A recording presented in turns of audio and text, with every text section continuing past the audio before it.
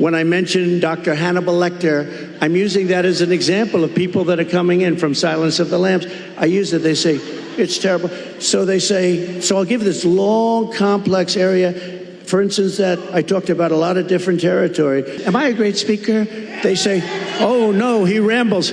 What the hell are all you people showing up for if I ramble? You don't want to show up for a rambler. Folks, Donald Trump desperately wants you to think that his brain isn't mush and that his incoherent ramblings are actually strokes of genius.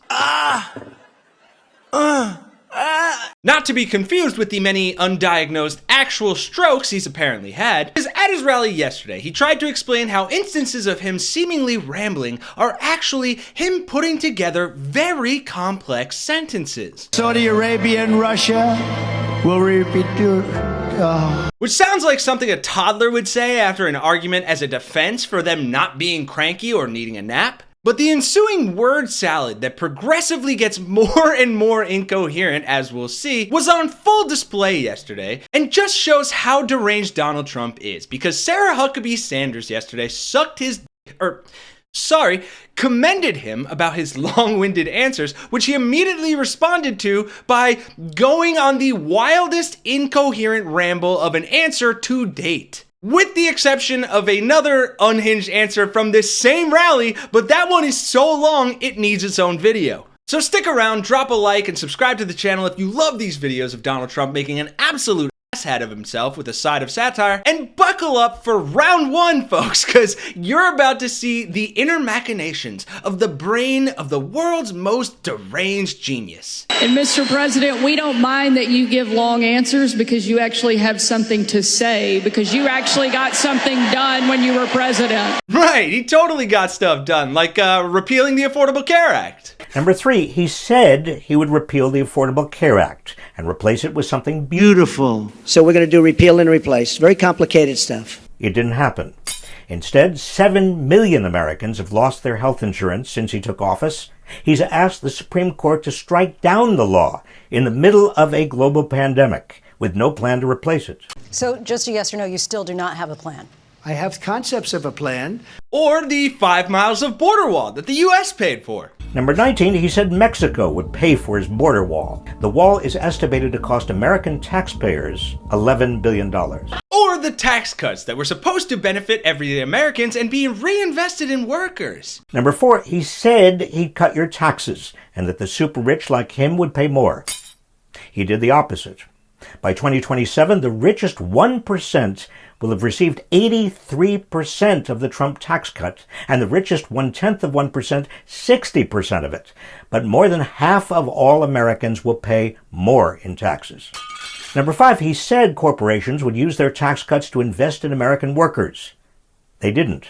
Corporations spent more of their tax savings buying back shares of their own stock than increasing workers' wages. Yeah, because Trump's idea of trickle-down economics is about as sophisticated as Putin pissing on his leg. I say, sir, you seem to be peeing upon my leg. What's all this? Good sir, you seem to be peeing upon my leg. The effect of which is everyone, even those who didn't ask for it like Trump did, allegedly, just getting pissed on. Well, it seems to me that your leg's in the way of my pee stream. Yes, well, I'm sure you would find if you would just kindly angle your pee stream a fraction to the left, that it would find its way to the ground quite uninterrupted. But now, on to the rambling. You know, it's a very interesting, because she said, I don't think I've ever said this before. So we do these rallies, they're massive rallies. Everybody stays till the end, by the way. When he won, they didn't shut up for 4 years. He's not my president. He's not my president. Right, except when they don't. It's like the old saying goes, he's always telling the truth, except when he's lying. You know, when she said that, well, your rallies, people leave. Honestly, nobody does. And if I saw them leaving, I'd say, and ladies and gentlemen, make America great again, and I'd get the hell out, okay? Which is always. Because I don't want people leaving. But I do have to say, so I give these long, sometimes very complex sentences and paragraphs, but they all come together. I do it a lot. What the hell is he doing with his hands? If only his brainwaves worked like that. I mean, come on, can't anyone see this man needs medication? He's not rambling, he's having a goddamn seizure. I do it with Raising Cane, that story. I do it with the story on the catapults on the aircraft carriers. I do it with a lot of different stories. Is he just making up stories that he wishes he made up? Does anyone in the audience even know what he's referring to? Like, let me know in the comments. I've never heard those before. When I mention Dr. Hannibal Lecter, I'm using that as an example of people that are coming in from Silence of the Lambs. I use it, they say, it's terrible. So they say, so I'll give this long, complex area. For instance, that I talked about a lot of different territory. Damn, dude, you're even losing Huckabee Sanders on that one. As I said, the most important thing, we're going to bring more plants into your state and this country to make automobiles. We're going to be bigger than before. But the fake news, there's a lot of them back there. You know, for a town hall, there's a lot of people. My God, you just got to imagine that there's someone in charge of an applause and boo sign at these rallies like they're in a live TV taping. Because these people are trained like dogs, and if they don't respond correctly, they'll get eaten by immigrants. In Springfield, they're eating the dogs, the people that came in. They're eating the cats. They're eating the pets. Say, the fake news likes to say, oh, he was rambling. No, that's not rambling. That's genius. Yes, that's genius. Like you'll go person, woman, man, camera, TV. The memory question. That's not an easy question. If by genius you mean geriatric senile dementia patient. Now, Sarah. Oh my God, he remembered her name. Now, Sarah, if you couldn't connect the dots, you got a problem. That is the most Trumpian response, to put the blame on someone else for his own stupidity. He's like, if you can't follow me, you're the problem. I'm a genius. But every dot was connected and many stories were told in that little paragraph. But there is something, but they say that. The other thing I say is this. We had 107,000 people show up in New Jersey. We had 68,000 people show up in Alabama. We had 79 or 81,000 in South Carolina. And they've never said I'm a great speaker. And I said, am I a great speaker? They say, oh, no, he rambles.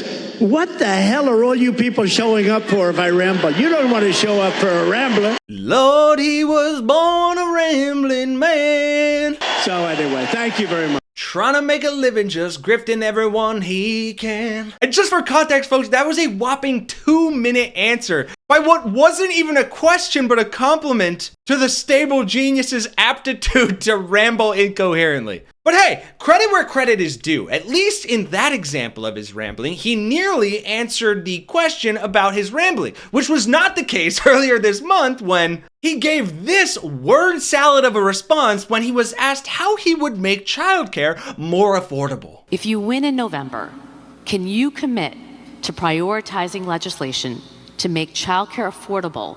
And if so, what specific piece of legislation will you advance? Well, I would do that, and we're sitting down. You know, I was we had Senator Marco Rubio, and my daughter Ivanka was so impactful on that issue. It's a very important issue. But I think when you talk about the kind of numbers that I'm talking about, that because childcare is childcare, there's something, you have to have it. In this country, you have to have it. But when you talk about those numbers compared to the kind of numbers that I'm talking about by taxing foreign nations at levels that they're not used to, but they'll get used to it very quickly. And it's not going to stop them from doing business with us, but they'll have a very substantial tax when they send product into our country.